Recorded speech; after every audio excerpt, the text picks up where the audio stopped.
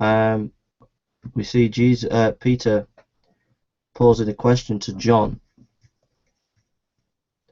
to then go and ask Jesus.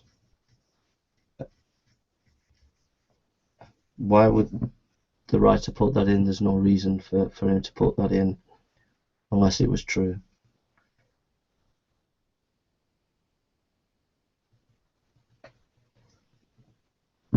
When in the text in John 14:28, Jesus says, "The Father is greater than I," seems to be historically reliable, because if John wanted to say Jesus was God, why put that in as well? The use of the idea of Jesus is divine in John 15:1 makes full sense, because the temple gates had a golden vine carved on them, and shows the connection of the historical times of that metaphor.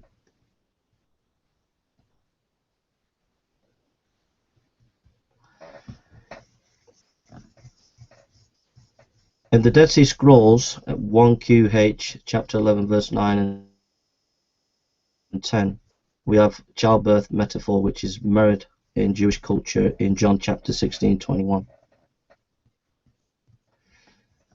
In John 17:1, Jewish posture in praying was towards heaven, and is mirrored in that passage.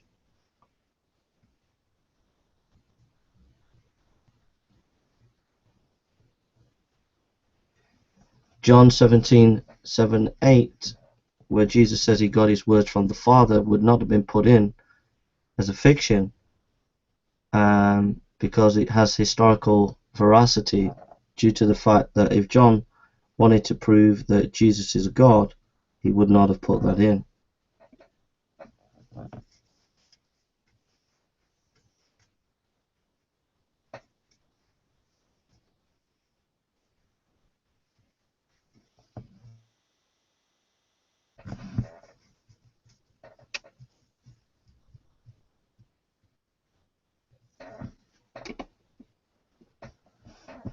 A specific name mentioned, Malchus, where he had his ear cut off, is an unlikely invention in John 8:10. The fact that the name is given shows that people would have known who that person was at that time. Sophia's father-in-law was mentioned, Annas, and this is in John 18:13.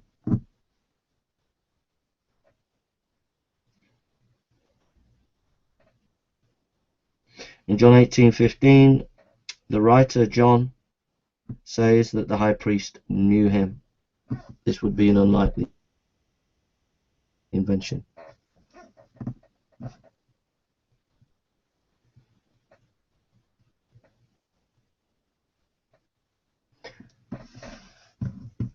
Annas, when he questioned Jesus' teaching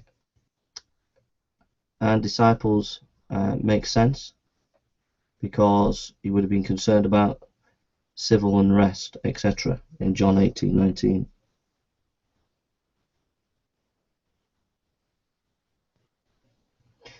The relative Malchus, the high priest's servant who had his ear cut off, would not have been made up in John 18:26. It would have also undermined John's credibility if he would have made that up.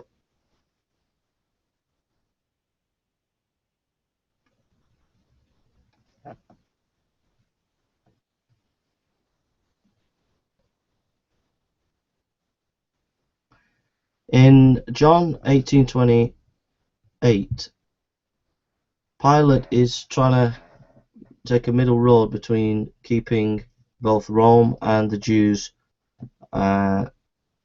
in good spirits, as it were. He'd already upset the Jews quite a lot, and upset his authorities quite a lot.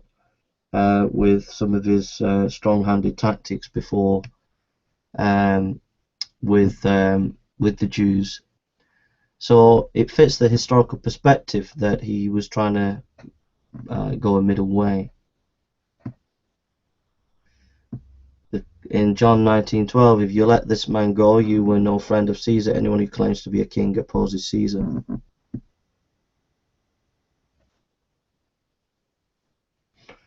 In Philo's book, to Gaius, chapter 38, verse 301 to 302, Philo shows that the Jews pressurized Pilate in a similar way.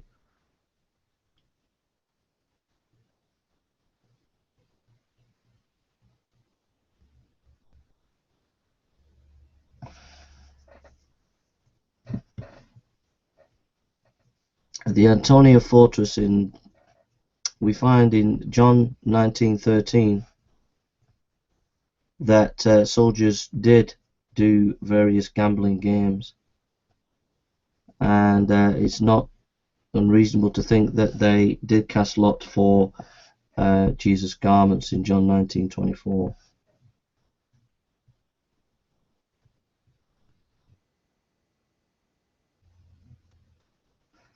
In John 19:15, we have no king but Caesar. Seems to be historical, reliable.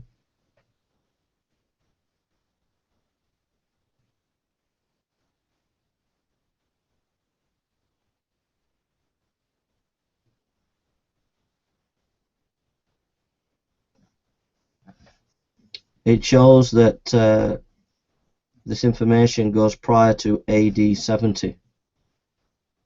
They would not have said we have no king but Caesar after AD 70. So it shows it's early historical information.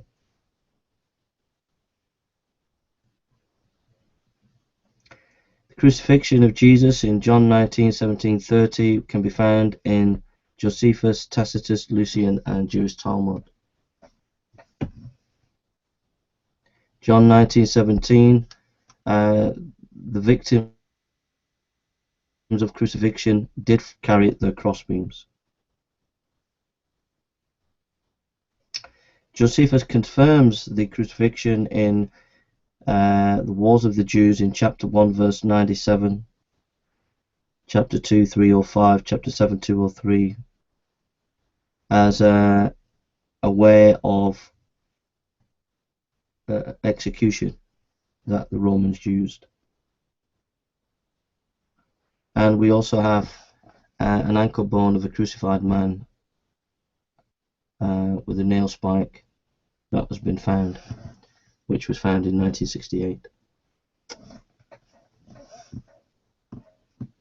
In John 19:17, the execution site would be outside Jerusalem.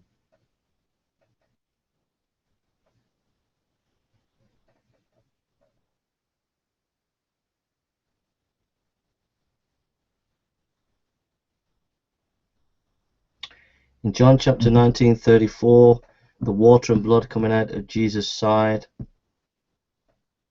is exact medical representation that we know would happen today.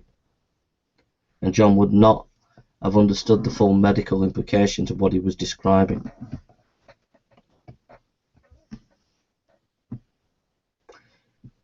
In John 19:38, Joseph of Arimathea, who was part of the Sanhedrin, would be an unlikely invention. Why would they mention someone who was part of the Sanhedrin? The Sanhedrin would have just denied it, so it has the truth of history about it. Josephus in his Antiquities 1719 199 and John 1939 confirms that there are spices that were used for burials of that time. A demon-possessed woman such as Mary Magdalene in John 20 verse 1 would not be seen as a first eyewitness account in first century Judaism, so that shows that it has historical reliability. Why use a demon-possessed woman as your first eyewitness account? In that culture it would have been seen as crazy. so it has the ring of historical veracity. John chapter 20 verse 15, that Mary thought Jesus was a gardener, is something that the writer would not have invented or made up.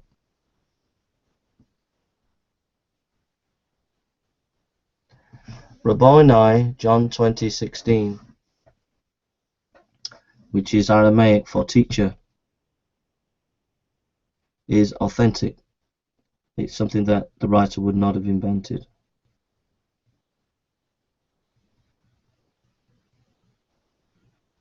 Again, in John chapter 20:17, we find the words "my God and your God" is something that a later redactor would not have put in if he was trying to prove Jesus was God.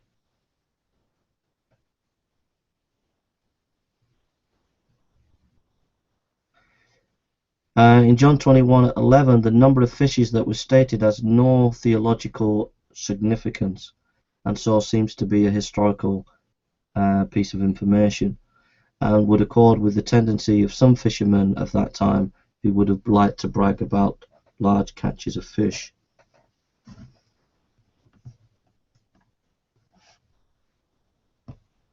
John 21:12,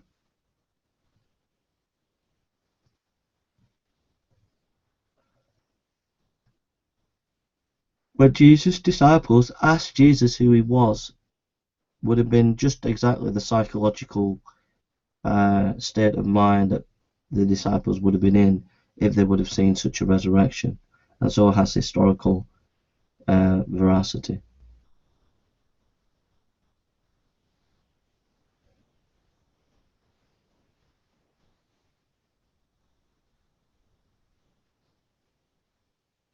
In John 21:18,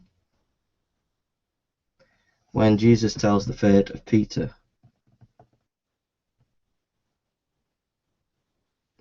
seems vague to draw any theological understanding. The question is, why would John make this up?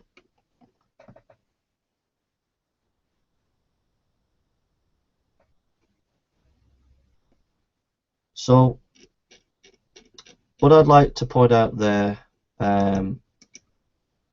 is we've looked at 58. There was 59, but there was one that I'd left out because I didn't think it was strong enough to go in.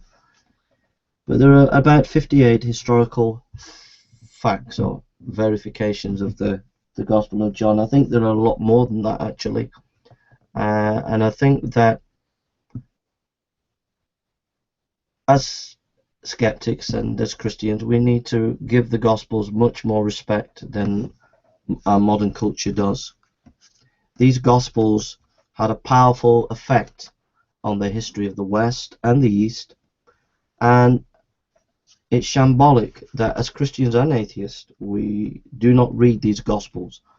And much of my work recently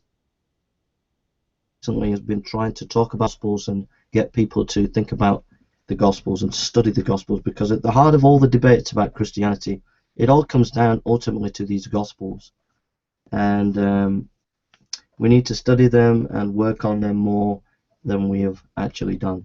Thank you for listening, and may God bless you all.